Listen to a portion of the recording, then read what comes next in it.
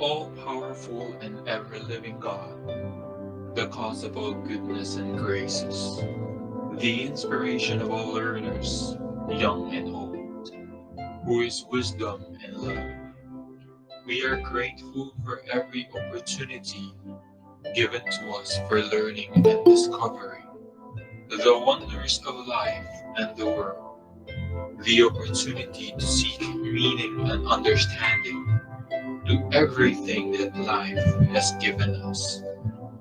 We beseech you, O Lord, to grant us the strength and fervor in keeping our minds open to every lesson taught to us by our mentors.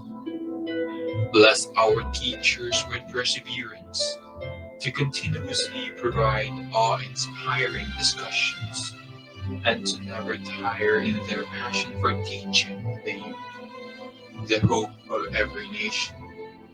Bless us, the students of your infinite knowledge, to make us unceasing in discovering the wonders of the arts, the sciences, and the technologies, that we may use them to make our lives better in this world where we journey towards you.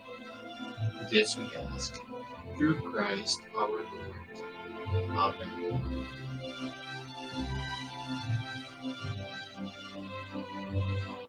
Okay, good morning everyone who's in the call today.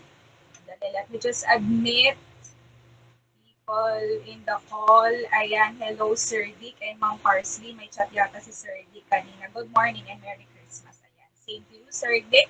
Ayan, we have 12,000 people in the call. Ayan, good morning sa inyo. So, kukunti pa lang, no? So, sana you may just invite your classmates to join us today para mas marami na tayo in the Kumustahan session. So, without further ado, ayan, let me head you over to our slides. And for today, we will have the collaborative instruction for grade 11 learners. And I updated this morning yung ating event invite. Ano, please know that yung UMS ay magsistay sa call, no? After the plenary sessions for the three subjects that are common among you. So, please help us, the teachers, in of course documenting our class proceedings by sending a few screenshots to our class group chats. Ayan, and sa inyong mga class group chats for your advisor. So, now, may I call on our school head, Mrs. Cecilia L. Ruiz, to give us a message. But for now, wala siya, no, because she is also attending the flag raising ceremony sa division office. Okay, so later on, we will just call on Ma'am if she enters or joins the call with us. And now we shall head on over to our weekly home learning plan and activities for 21st century literature from the Philippines and the world. Ayan. So, ito yung schedule natin of learning activities for ACAD, we have Thursday, and for PBL, we have Wednesday. Okay, so how was your first week naman, first 2 weeks of activities? Ayan, so please key in the chat box kung kumusta ang naging first week ninyo sa 21st century literature. Let us know how it went. Okay? So, but before that, syempre kumustahin ko rin kayo. Okay, kumusta rin kayo as a person right now. Okay, so the usual, okay, you know the drill. Ayan, so our mental health check muna. Red if you're doing great, orange if you need help with something, yellow if you're ready to assist your schoolmates, green if you're feeling lucky, blue if you need someone to talk to, purple if you're ready to listen, brown if you're struggling with something, black if you're in a bad place right now, and white if you're healing from something. Ayan, let's know how are you today. Ayan, si Aaron nag-respond na, Jamaica, Denmark, Ashley. Ayan, thank you for letting us know how are you. Jenzel, Joy Rigay, Joy Ann, Saiza, and many more. Ayan, Mikaela. Thank you, ayan, for letting us know how are you. Ayan, may pahabol. Si Rona Rose, Jenilyn, Rhea, Angelica, and Carl's Cutie. Sino si Carl's Cutie? Ayan. Siguro may YouTube channel siya. Ayan. And Rhea Lim. Hello sa inyo and good morning. Ako, Red. Ayan. I'm doing great today. No? So, ayan, syempre no judgment. Ayan. And ito, I saw this last night sa Facebook, sabi dito, today you could be standing next to someone who is trying their best not to fall apart. So, whatever you do today, do it with kindness in your heart. Ayan. So, kaya naman, isang malaking group hug sa inyong lahat. Hello, Sir Kokoy. Thank you for joining us today. Ayan. So, previously in 21st century literature, ayan, we studied about yung introduction to the course plus the geographic, linguistic, and ethnic dimensions of Philippine literary history from pre-colonial to the contemporary. Okay, I apologize again no, kasi feeding time ng dogs talaga pag ganitong oras. Ayan. So, here you go. For 6 o'clock to 7 o'clock, you are expected to wake up, say a prayer, make your bed, eat your breakfast, organize your study area, write your to-do list for the day, prepare your learning materials, have some water and snacks beside you, and look forward to a productive learning day.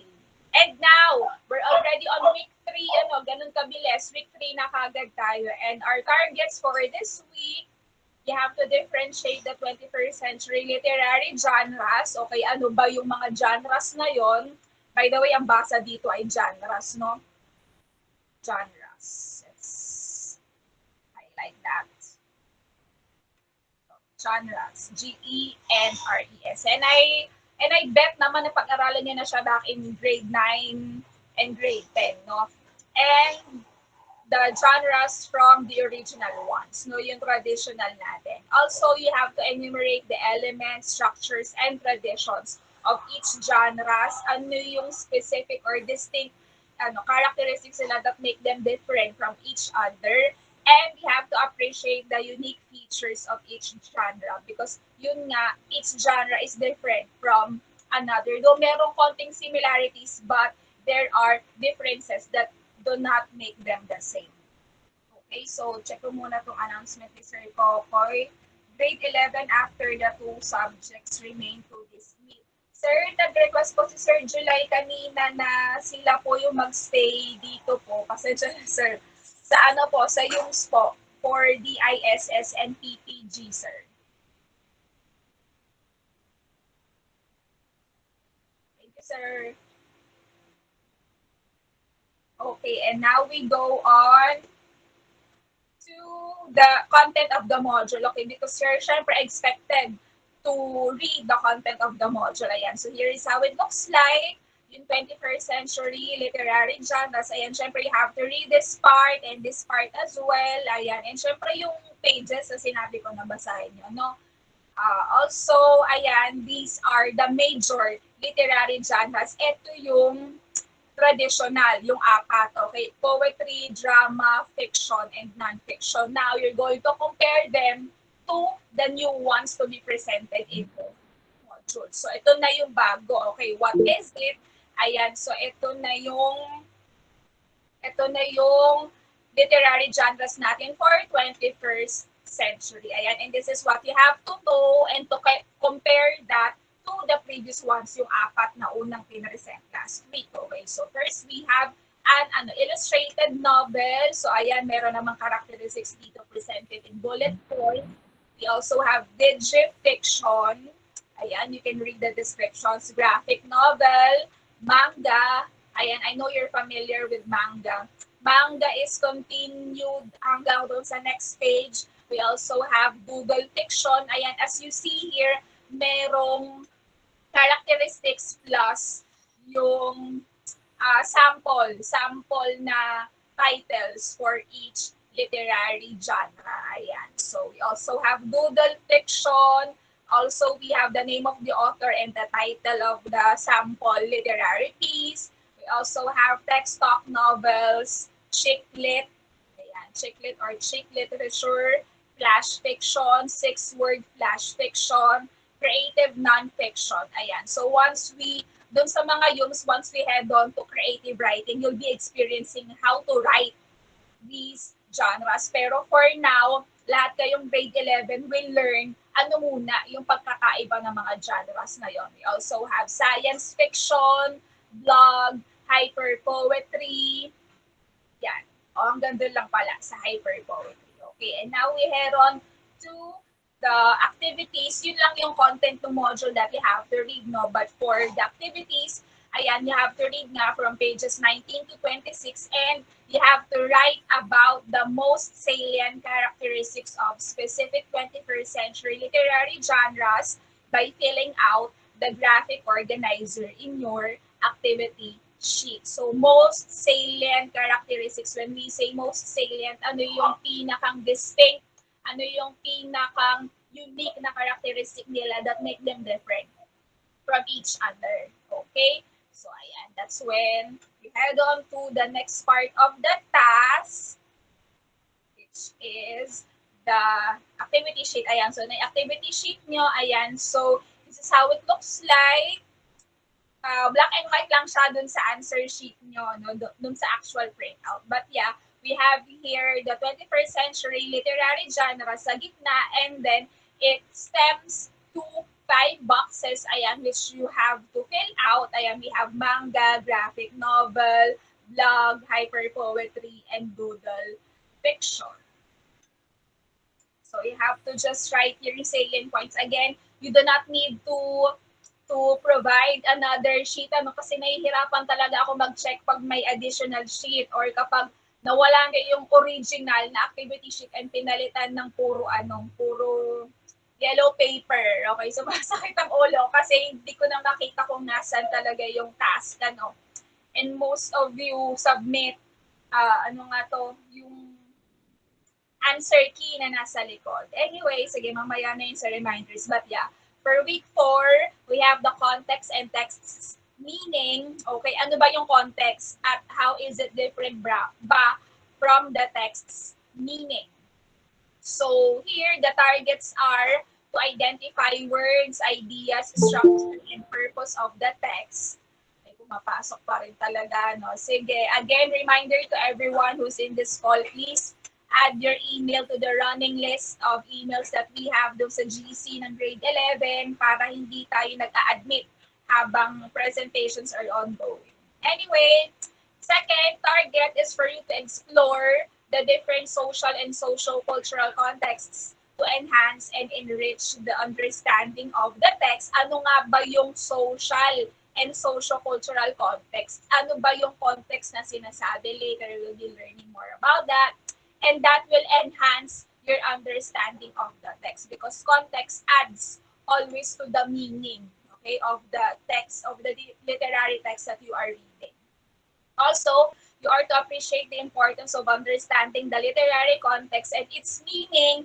Connected lagi yung meaning sa context, no, to one's own life experiences. So that's how we will know what context is and what's its role in enriching your reading experience, no, as readers. Yan. So here is a poem from Danton Remoto. You have to read this because the learning task for week 4 is anchored on this poem. Ayan. Okay, so hindi ko na siya basahin, but you just have to read that on your own. But I showed here the essential questions because you have to extract the meaning from the text based on how you understood the poem. Okay, so ito, hindi naman na kailangang sagutin yung essential questions, but you have to focus on your activity sheet and on your weekly home learning plan. But I'm just showing this because I'm going to highlight certain points that will help you understand more the poem written by Mr. Remoto. Okay, so dito, who are the characters in the poem? One thing that you have to know when you're looking for context is the characters. Sino yung characters? Are the characters representative of real people in real life? Are they representing real people, or are they just symbols or hidden representations? Ano ito ba ay explicit na representations or tinatago ba ng writer yung kung sino talaga yung identity nung person na ginawa nilang character in the poem or in the literary text. Also, who speaks in the poem? Sino yung persona in the poem? So you have to extract a sentence, you have to explain Sino yung sa palagay mo na nagsasalita sa poem? Is it the character or is it the author himself na nagsasalita? Okay? So it depends on the meaning of the poem to you because we have different contexts. Ano, iba ang pwedeng meaning ng poem kay Jeneline, iba yung pwedeng maging meaning sa akin, iba yung pwedeng meaning kay Maricel, kay Ashley, kay Saiza, and that will not be all the same, no? That is why we have different contexts. And kaya, walang maling sagot when you are analyzing a literary piece. Kapag nag-analyze ka ng creative writing, whether that's a poem, that's a song, that's a movie, that's a short story, that's a novel, walang maling interpretation because you interpret based on how you understood it because you're the reader on how you understood the events in the story based on history, based on what happens around you, ayan, and based on the life of the author. You will have to look into that as well. And that's we call biographical context. Ano? Also, you are to look into the form or structure, ano yung forma ng tula, yung forma ng literary piece, and that's when you go back to the genres. Ano, doon mo titingnan kung saan sa genres pasok yung literary piece that you are reading. Okay? Also, what was the situation? Dito papasok yung context because ano yung situation nung panahon na dinidescribe dun sa poem back when Padre Fora stood in the balcony of Ateneo de Manila and other details like that. So, basically, we're going to look into the situation. Kasi when we analyze a literary piece, hinihimay natin lahat yan para tayong nagbabalat ng chicken o nagbabalat ng ng hipon, ganon, okay?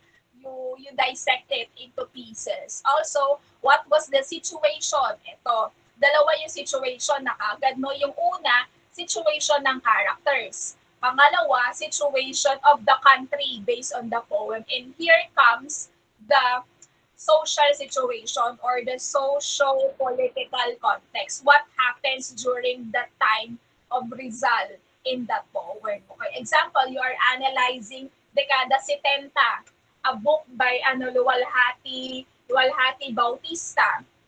Kailan sinulat yung dekada 70? Of course, 1970s. And what was the situation back then? Nung dekada 70 na yun, nung sinulat yung libro, o nung sinulat yung setting nung libro. Okay, you have to look into that as well. Hindi lang yung pinakamababaw na meaning, but you have to dig deep into that. Also, to whom the poem is addressed, kanino, para kanino yung tula, or para kanino yung literary piece that you're analyzing. And then, how do you feel while reading? You as the reader, what was your experience reading? Ganon kapag nag-analyze, no? What was the feeling displayed by the author? Dalawa yung feelings na hahanapin nyo. Feeling mo when you were reading, and then feeling naman ng writer habang sinusulat niya. Okay, so we'll delve into that deeper as we go into all the other contents of the module. Pero hindi ko muna siya isa-spoil. Ayoko maging spoiler. Okay? Also, ano yung message ng author? Apart from the feeling that the author evokes when he was writing the literary piece, ano yung message niya sa inyo bilang kayo yung reader? Okay? So, ayan, what is it? Ayan, so this tells us more about the context. Ayan, so ano nga ba yung context? So, it's knowing about the writer's life, values, assumptions, gender, race, sexual orientation, political, and economic issues related to the author. Actually, lahat rin ng details tungkol sa buhay ng author, iko-connect mo sa sinulat niya, baka meron doon na nangyari sa totoong buhay niya na tinatago niya behind details in the poem or into the story that he or she has written. So kaya tayo may biographical context or author's context. Also, you have to know about your reader's context. You as the reader, you have to know your previous reading experience, your values, assumptions, political and economic issues because we all come from different walks of life. We all come from different experiences that makes the analysis nating lahat na magkakaiba. Okay? There's no exact analysis or no no same analysis. Kaya, makikita ko sa gawa nyo, kapag meron magkapareho ng analysis, nagkopyahan to. Kasi walang exact na parehong analysis. Yung analysis mo, pwedeng iba sa analysis ko because we come from different experiences. No? Kaya doon mo mahuhuli kung sino yung kumukopya. No? The text's context is about publishing history. Ayan, you also delve into the history during that time. Ayan, history and events translated in that. Baka may historical events na tinwist ng konti, pinasok sa story. Pero that's what the author meant, yung historical event na yon. Social context and socio-cultural context, dito medyo pumapalya ang nag-a-analyze because hindi sila aware sa historical context nung sinulat o kailan sinet yung story or yung literary piece, no? But ito, yung writer's context medyo madali because you can just look up the look up the life of the author. Kung merong entry sa Wikipedia or merong mga sources sa internet na tungkol sa buhay niya, then you can read about it and connect that to the story. Paano if wala?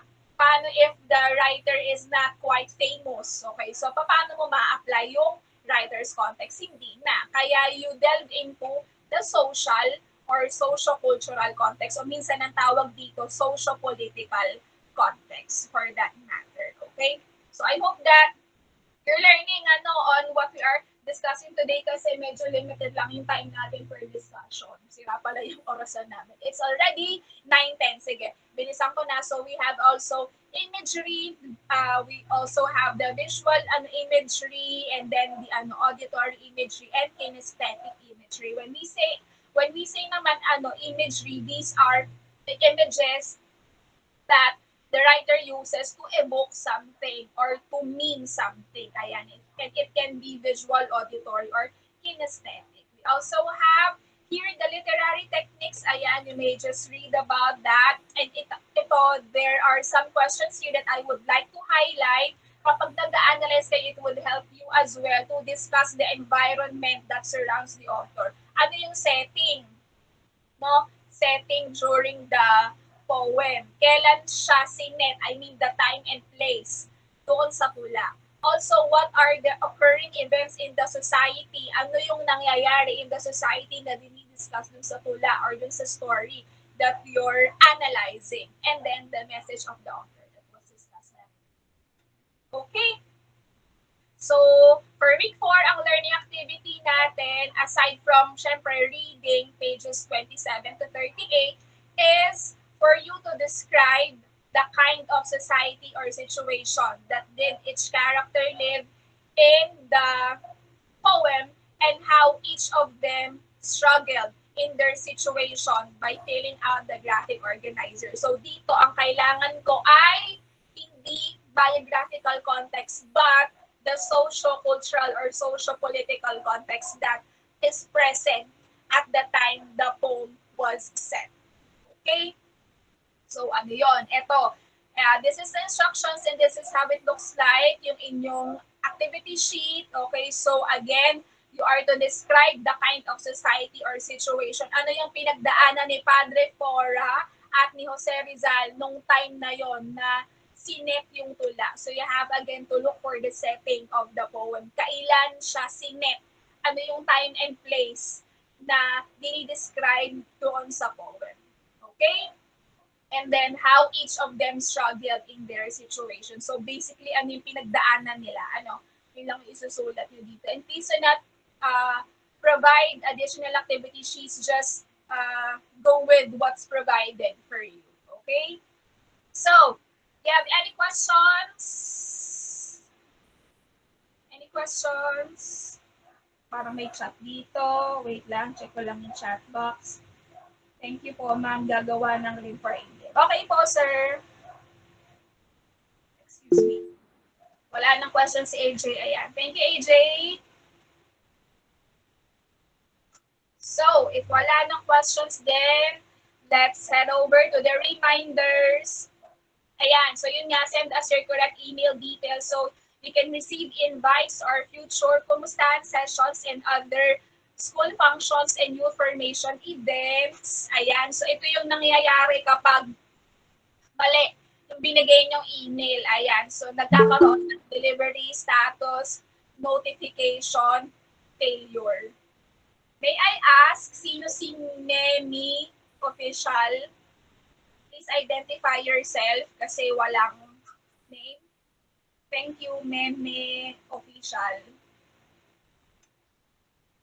Ayun, kasi wala kayong accounts kasi sa from DepEd, kaya you're using your personal accounts, no? But please identify who are you, si Nemi official, ano, to protect the privacy right of our students. Thank you. So, quick reminders, do not submit tasks that are not part of the weekly home learning plan. Sayang ang effort. As much as possible, place your answers in the activity sheets we provide for you. Also, refrain from copying answers from the answer sheet. Do not write anything on the modules. Ask them before me policy, alam nyo naman na yan.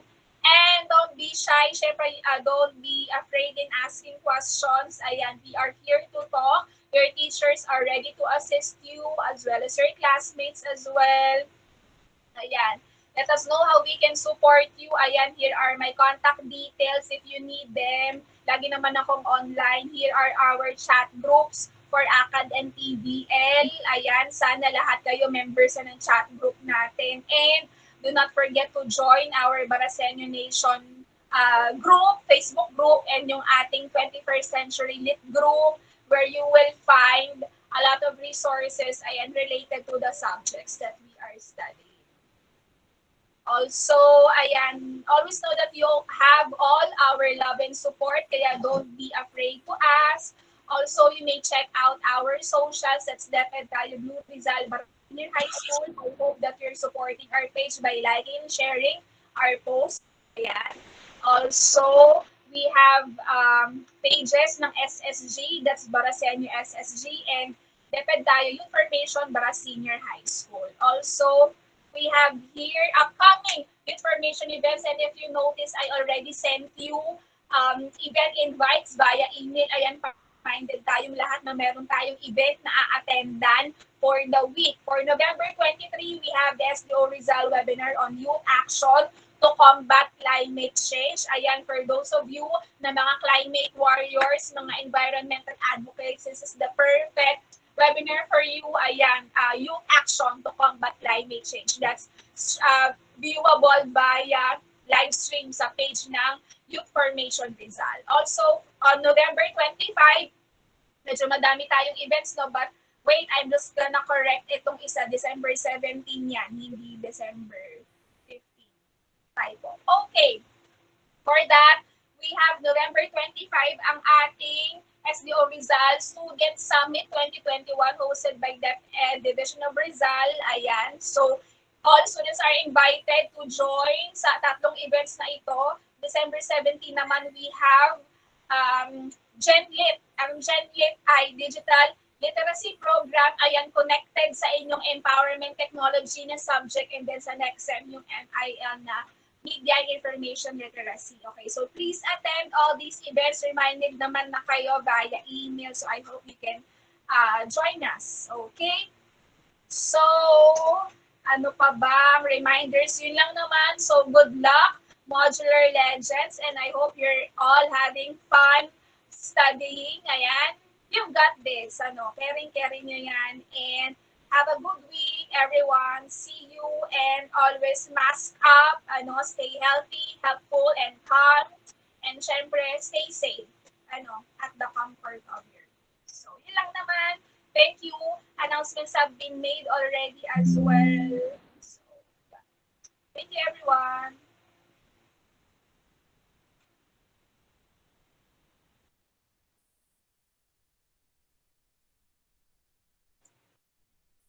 Ma'am, sa UMS, okay po. So, announcement ulit for the UMS. Okay, so UMS students shall stay here after the plenary. So, do we have other announcements coming from Ma'am Parsley and Sir Dick? Aside from yung UMS nga po ay magstay? Because if not, So, akin ma'am, wala na. Okay na. Na-announce ko na naman yung sa vaccination. Sir. Thank you po. Si Ma'am Parsley po, do you have announcements? Okay, wala na. Okay, so kung wala na po, let us take a photo, a quick photo before we separate ways. Kung wala na rin questions, picture naman tayo. Thank you. Requesting everyone to turn on your camera. Ayan. Uy, ba't may naglili? Picture muna tayo. Okay. 1, 2, 3. Isa pa, para sa inyo. 1, 2, 3. Ayan. Thank you so much for joining us today. Ayan. Use, please stay in the call. Thank you.